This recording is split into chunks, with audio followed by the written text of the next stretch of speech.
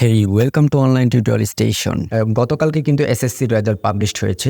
তো তোমাদের যদি কারো রেজাল্ট খারাপ হয়ে থাকে, মানে কোনো সাবজেক্টে যদি ফেল এসে থাকে অথবা কোনো সাবজেক্টে অল্পের জন্য এ প্লাস না পাও, তাহলে চাইলে বোর্ড চ্যালেঞ্জ করতে পারো। তো বোর্ড চ্যালেঞ্জ তখনই করবে যখন তুমি প্রায় নিশ্চিতভাবে জানো যে এই সাবজেক্টে তুমি ভালো পরীক্ষা দিয়েছো, বাট তুমি তোমার এক্সপেকটেশন অনুযায়ী রেজাল্ট পাও। ওকে, তো কীভাবে নিজেই মোবাইল দিয়ে বোর্ড চ্যালেঞ্জের জন্য আবেদন করবে সেই পুরো প্রসেসটাই আমি আজকে দেখিয়ে।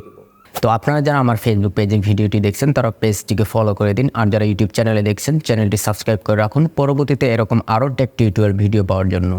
তো let's check it out. Mobile দিয়ে এসএমএস এর মাধ্যমে বোর্ড চ্যালেঞ্জের আবেদন করার জন্য চলে আসবেন মোবাইলের মেসেজ অপশনে। তারপর এই নিচের দিকে এই প্লাস আইকনে ক্লিক করবেন।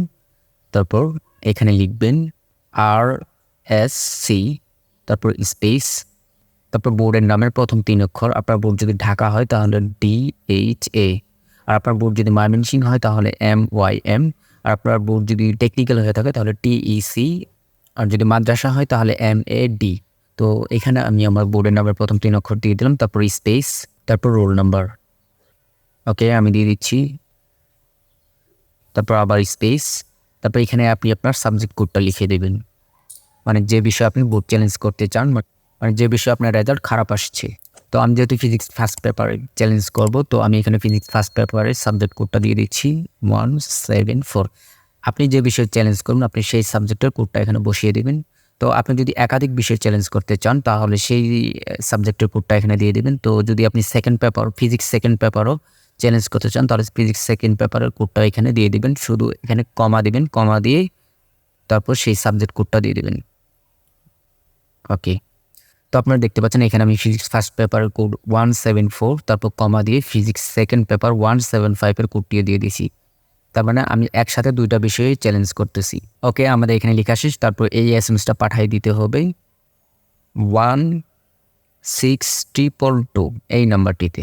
ওকে, তো এখানে অবশ্যই আপনাকে টেলিটক সিমের মাধ্যমে এসএমএসটি পাঠাইতে হবে।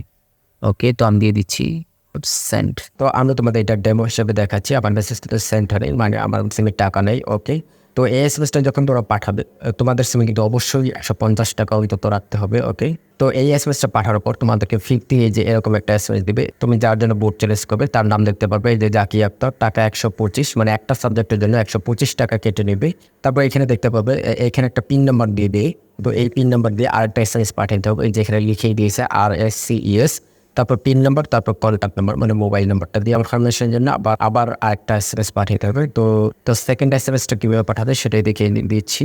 RSC, তারপর স্পেস, তারপর ইয়েস, তারপর ওরা যে পিন নাম্বারটা দেবে সেই পিন নাম্বারটা এখানে লিখে দেবে। তো আমি লিখে দিচ্ছি 25, তারপর স্পেস, তারপর তুমি যার জন্য বোর্ড চ্যালেঞ্জ করতেছো তার মোবাইল নাম্বারটা এখানে লিখে দেবে। ওকে, তো আমি দিয়ে দিচ্ছি।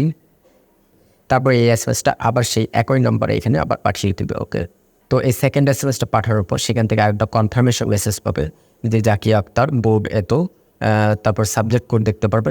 তারপর সেখান থেকে একটা ট্র্যাকিং আইডি এবং পিন নাম্বার দেবে, এটা খুব যত্ন সহকারে রেখে দিবে।